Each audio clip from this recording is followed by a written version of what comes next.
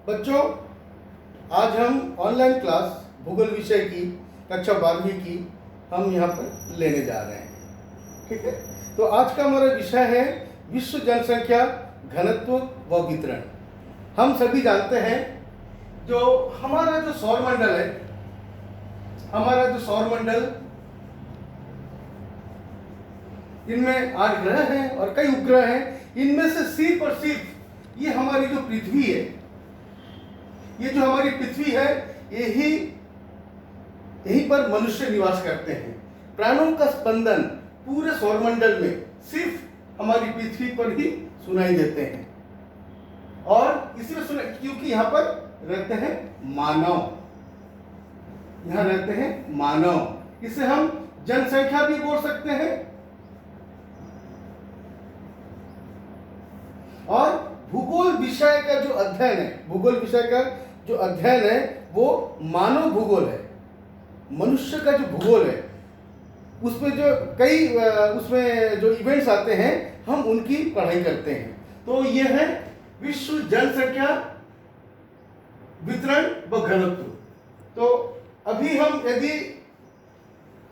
इस पे बात करते हैं तो हम पाते हैं कि हमारी जो पूरी पृथ्वी है,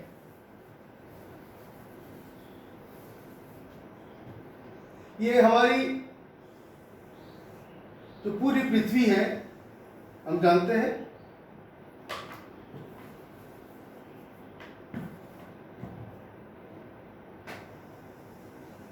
ये भूमध्य रेखा है, ये कर्क रेखा है और ये मकर रेखा है, और ये है नॉर्थ पोल और ये साउथ पोल। ये हमारी पृथ्वी को हमने ऐसे काल्पनिक रेखाओं में बांटा है। तो ये जो जनसंख्या जो निवास करती है इसी पृथ्वी की धरातल पर निवास करती है। और हमारी ये पूरी पृथ्वी में 78% ये क्या है? ये जल है। और 22% ये क्या है? स्थल है। और ऑब्वियसली जो मनुष्य निवास करते हैं वो स्थल में ही निवास करते हैं। इन स्थल के निकट के कुछ लोग ऐसे हैं, थोड़े विरल होते हैं, वो जल में भी निवास करते हैं। कहीं हैं दुनिया में, कहीं हैं वो पानी के ऊपर रहते हैं। लेकिन यदि हम देखते हैं तो ये जो 22% जो स्थल भाग है यहीं पर मनुष्य निवास करते हैं। अब हम देखेंगे कि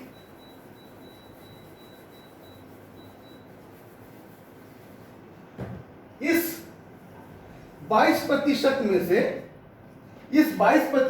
से क्या पूरे भाग में ही जनसंख्या निवास करती है? तो हम पाते हैं कि ऐसा नहीं है। इस 22% में से केवल 10% में, ठीक है, 10% में पूरी दुनिया की 90% जनसंख्या निवास करती है। ठीक है, तो ये जो 22% हमारी जो धरातल है, जो भाग है, हमारी जो पृथ्वी है, जो स्थल भूमि है, उसमें उसके जो 10% है उसमें कुल जनसंख्या करीब 750 करोड़ है। उसके 90% जनसंख्या निवास करती है। और 90% जो स्थल भाग है उसमें 10% जनसंख्या निवास करती है। ठीक है, और ये जनसंख्या क्या होता है? 2 प्रकार के होते हैं, जन और ये जन प्लस संख्या। जन यानी पुरुष नारी दोनों आ जाते हैं। और जो ट्रांसजेंडर है, जो उभयलिंगी बोलते हैं, आपने वो महाभारत में देखा है, वो एक पात्र था बृहन्नला, है ना, जो ना पुरुष होते हैं ना स्त्री होती है। तो वो भी ये सभी जो है ये जनता, मनुष्य, पुरुष, स्त्री, और ये सभी जो है इसमें आते हैं। उनकी संख्या कितनी है किसी एक पर्टिकुलर धरातल में? हमारी जो पूरी पृथ्वी है इसमें 200 से अधिक देश हैं। कितने हैं? 200 से अधिक। ये देखो, ये 1 नंबर वाला जो क्वेश्चन है यहाँ पर हम हमारे लिए निकल के आते हैं। जो ऑब्जेक्टिव टाइप्स की जो 1 नंबर वाले क्वेश्चन हैं। तो हमारी पृथ्वी में 200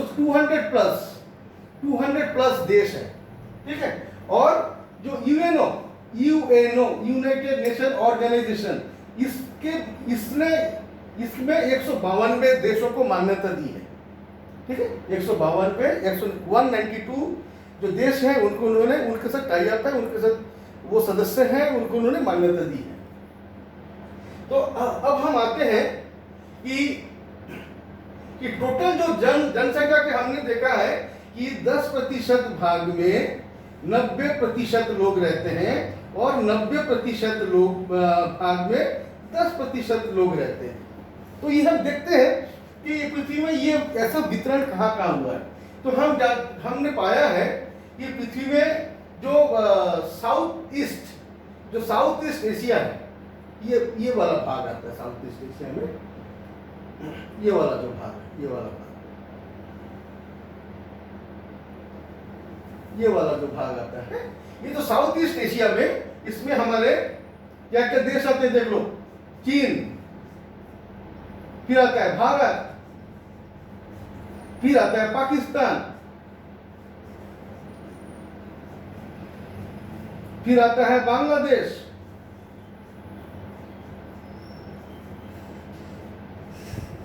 फिर आता है इंडोनेशिया,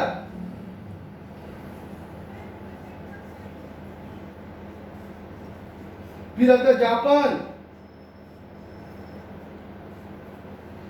इन देशों में जो है, इन जो 6 देश हैं हमारे एशिया के, इसमें पूरी दुनिया की 60% लोग निवास करते हैं इन देशों में, ठीक है। अब बात आती है कि भाई 60% लोग यहीं पर रहते हैं, क्यों रहते हैं, इसकी तो वजह होगी, ठीक है। देखो ये हमने जान लिया कि ये चीन, भारत, पाकिस्तान, बांग्लादेश, इंडोनेशिया, जापान, हमारे एशिया की ये 6 देश हैं जहां पर पूरी दुनिया की 60% आबादी निवास करती है, ठीक है। अब ये इनमें से सबसे आता है कि घनत्व क्या है, उस पर हम बाद में आते हैं कि घनत्व क्या है। हमको पहले ये लिख लेना है कि इसको हम नोट करना है कि कुल कितने देश है हमारे जो अधिकतम जनसंख्या में आते हैं। 10 अधिकतम जनसंख्या वाले देशों में 6 हमारे यहाँ के आते हैं। तो अब आती बात की जनसंख्या घनत्व क्या है, घनत्व को हम कैसे निकालेंगे कि घनत्व क्या है। इसमें जो बच्चे जो औसत वाली बात आती है, औसत जो हमने गणित में पढ़ा है कि 1 दर्जन केले का दाम यदि 40 रुपए है तो 5 दर्जन केले का दाम कितना है, तो हम तुरंत निकाल लेते, 1 के 40 है तो 5 के 200। ठीक इसी तरह से जो है विश्व में जो घनत्व है वो निकाला जाता है। विश्व का जो घनत्व है उसको निकालने के लिए क्या किया जाता है कि प्रति वर्ग किलोमीटर, प्रति वर्ग किलोमीटर, ये वर्ग, ये है ये प्रति वर्ग किलोमीटर, ये प्रति वर्ग किलोमीटर में कितने लोग निवास करते हैं, ठीक है। तो ये हम दुनिया के 2 देश हम दिखा रहे हैं, 2 क्षेत्र दिखा रहे हैं। ये देखा आपने, ये और एक है, ये देखा हमने, ये एक नंबर और ये है 2 नंबर। ये हम इसको देखते हैं कि पृथ्वी का एक भूभाग है जहां प्रति वर्ग किलोमीटर में इतने सारे लोग रहते हैं, और एक भूभाग है जहां पर जो है वहां पर बहुत ही कम लोग निवास करते हैं। तो वो क्षेत्र क्या है, हमारी धरती का जो नक्शा है इनमें वो क्षेत्र कौन से हैं। तो ये हम पाते हैं कि भूमध्य रेखा से लेके ये जो हमारी भूमध्य रेखा है, ये है तुम्हारी कर्क रेखा और ये मकर रेखा। ये भूमध्य रेखा के ये जो भाग है, भूमध्य रेखा से ऊपर ये वाला जो भाग है ना, यहाँ पर जो है अधिकतम लोग निवास करते हैं। ये वाला भाग हम पाते हैं। पृथ्वी की मैक्सिमम जनसंख्या जो है यही पोर्शन में निवास करती है। क्यों? क्योंकि जो कारण है, क्योंकि लोग कहाँ रहेंगे, लोग यदि कहीं पर रहेंगे तो उनको क्या चाहिए, पीने का पानी चाहिए, भोजन चाहिए, रोजगार चाहिए, यातायात के साधन चाहिए। हम लिखते जाते हैं क्या चाहिए उनको, शुद्ध पानी चाहिए, भोजन चाहिए, सड़क चाहिए, धंधा चाहिए, ठीक है, और जलवायु चाहिए, अच्छी जलवायु। तो ये सारी चीजें जो है अनुकूल जहां पर है वो इस पोर्शन में है, धरती के इस भाग में है, इस भूभाग में है, इस भूपरपट्टी पे है। इसीलिए यहाँ पर दुनिया की 60% लोग निवास करती है, ठीक है, लोग निवास करते हैं। तो हमें मालूम है कि हमारी धरती और ग्रहों से किन चीजों में भिन्न है, वो है पानी। हमारी धरती में ही पानी मिलता है, और जगह पानी मिलता है वो बर्फ के रूप में है, ये है वो, कई तरह की बातें हैं, लेकिन हमारे यहाँ भी पानी, हमारे भोजन है, हमारे यहाँ पर वायुमंडल है, हमारे यहाँ पर हमारी जो ग्रेविटी है, जो गुरुत्वाकर्षण शक्ति है, वो बिल्कुल वही है जो एक मनुष्य के रहने के लायक है, के लिए होना चाहिए। और हमारी धरती की जो स्थिति है हमारे सौरमंडल में, हमें मालूम है हमारे सौरमंडल का केंद्र कौन है, सूर्य है, ठीक है। हमारे सौरमंडल में जो लगातार पहले सूर्य के बाद पहले बुध है, फिर शुक्र, फिर पृथ्वी है। पृथ्वी जो है वो एक हैबिटेबल जोन में है। हैबिटेबल जोन मैंने पृथ्वी की सूर्य के इतने करीब नहीं कि सब कुछ जल जाए, सूर्य के इतनी दूर नहीं कि सब कुछ जम जाए, ठीक है, सूर्य के इतने करीब नहीं कि सब कुछ जल जाए, और सूर्य से इतनी भी दूर नहीं सब कुछ जम जाए। तो ये हमारी पृथ्वी जो हैबिटेबल जोन है।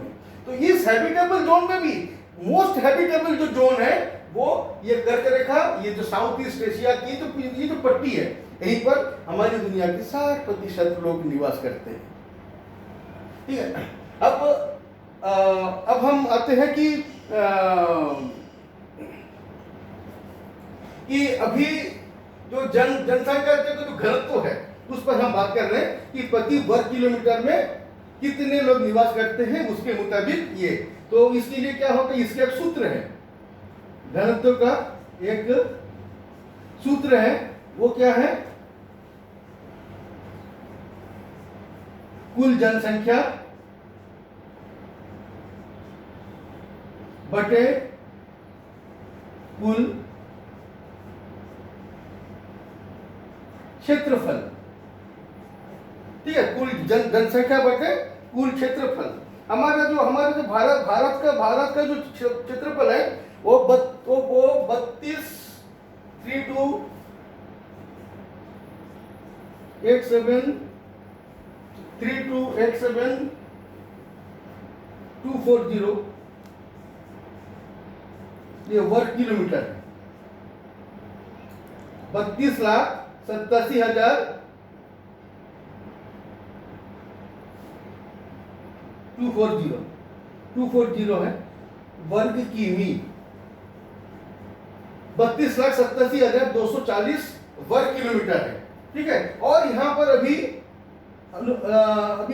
तो जनगणना हो नहीं पाई है, क्योंकि ये कोविड की समस्या आ गई है। जनगणना की प्रक्रिया जैसे शुरू हुई और उसके बाद ये कोविड की समस्या आ गई। कोविड की समस्या आने के कारण जो काम चल पड़ा था, जो जनसंख्या जिसको इंग्लिश में बोलते हैं सेंसस, क्या बोलते हैं, सेंसस, CENSUS, सेंसस, उर्दू में बोलते हैं आदमशुमारी, उर्दू में क्या बोलते हैं, आदमशुमारी, ठीक है। और ये जो है ये चल पड़ी थी, लेकिन कोविड आने के कारण जो है हमारे ये काम रुक गया है। तो ये आगे ये होगा ये काम। तो ये हमें मालूम है कि हर 10 साल में, कितने साल में, जनसंख्या की गणना हर 10 साल में होती है, 10 साल में, 10 साल में जनसंख्या की गणना होती है, जो इस बार कोविड के कारण, कोरोना की समस्या के कारण ये जो है रुक गई है, ठीक है। तो ये हमने देखा कि हमारे भारत का कुल क्षेत्रफल है 32,87,240 वर्ग किलोमीटर है और इसमें करीब 140 करोड़ 140 करोड़ लोग निवास करते हैं। तो ये जो लोग हैं हमारे, ये जो लोग हैं ये हमारे धन है। किसी भी दुनिया के किसी भी देश में जो लोग रहते हैं वो धन है, वो मानव धन है, ठीक है। और ये मानव धन कितना ये इफेक्टिव है, कितने वो किसी भी देश के प्रोग्रेस में लगते हैं, तो इसकी संख्या क्या है, इनकी जो संख्या कितनी है। यदि बहुत ज्यादा जनसंख्या है और वो जनसंख्या का अनुपात प्राकृतिक संसाधन, हम जानते हैं प्राकृतिक संसाधन जो मिनरल्स है, जंगल है, पहाड़ है, ये सभी प्राकृतिक संसाधन है जो मानव द्वारा निर्मित नहीं है। ये वो प्राकृतिक संसाधन के साथ अनुपात किया जाता है, तराजू में तोला जाता है। ये प्राकृतिक संसाधन कितने हैं, जनसंख्या कितनी है। यदि प्राकृतिक संसाधन बहुत ज्यादा है, जनसंख्या कम है, तो उतना बुरा नहीं है। लेकिन प्राकृतिक संसाधन कम है और जनसंख्या यदि बढ़ जाती है तो वहां पर बड़ी मुश्किलें आ जाती है उस देश के लिए। वो देश कभी भी माने अत्यधिक विकास कर नहीं पाता, वो निरंतर संघर्षशील रहता है। वो देश अपने यहाँ की जनता को वो खुशहाल जीवन नहीं दे पाता है जो होना चाहिए। और हम जानते हैं कि हम जो ये घनत्व को पढ़ रहे हैं, हम ये जो घनत्व को पढ़ रहे हैं, ये घनत्व का कोविड के साथ भी कितना बड़ा संबंध है। हमें बताया जाता है कि कोविड को नियंत्रित करने के लिए कोई वैक्सीन अभी तक तो नहीं आया है। तो हमें क्या बताया गया है कि आप सामाजिक दूरी का पालन करिए, मास्क लगाइए और हाथों की लगातार आप सफाई करते जाइए, समय समय पर हाथों को हैंड वॉश करते जाइए। तो आप देखिए क्या बोल रहे, सामाजिक दूरी। ये सामाजिक दूरी कैसे रहेगी? यदि किसी भूभाग में अत्यधिक जनसंख्या है तो वह दूरी को बनाए रखने में बड़ी परेशानी आती है। उसके कारण वहां पर ऐसे महामारी है जल्दी से फैल जाती है। जैसे कि मुंबई में एक बस्ती है धारावी, वो बड़ी घनी बस्ती है। प्रति वर्ग किलोमीटर में उसकी जनसंख्या बहुत ज्यादा बने क्या बोलते हैं असहनीय है हम लोगों के लिए, जो हम लोग खुली जगह पे रहते हैं वो असहनीय है। तो ऐसी जगह में ऐसी जो महामारियां, ये जो वैश्विक महामारियां ये जल्दी से फैलती है, वो भी एक समस्या है कि कहीं पर घनत्व अधिक है और कहीं पर घनत्व यदि कम है तो वहां पर प्राकृतिक संसाधनों का दोहन नहीं हो पाता है। तो दोहन न होने से भी वहां की जो अर्थव्यवस्था मजबूत हो नहीं पाती है। तो ये हमने पाते हैं कि जो पृथ्वी की जनसंख्या है उसे हमें बरोबर रखना है कि प्राकृतिक संसाधन और जनसंख्या इनके एक समांतराल में चले, ये बड़े घटे ना, इसकी एक बराबर लेवल पे चले, एक सामंजस्य के साथ चले, तो वो देश जो है लगातार तरक्की करते जाता है। तो ये हो गया हमारा घनत्व। तो आज जो है हम यहीं तक पढ़ेंगे, यहीं तक आज हमारी क्लास हम खत्म करते हैं। फिर अगली बार हम आगे और बात करेंगे। इसमें लिंगानुपात भी आएगा, जनसंख्या क्यों प्रवास करती है, कैसे कम होती है, कैसे बढ़ती है, तो उन सारे कारणों पे मैं अगली बार आप लोगों को बताऊंगा। ओके।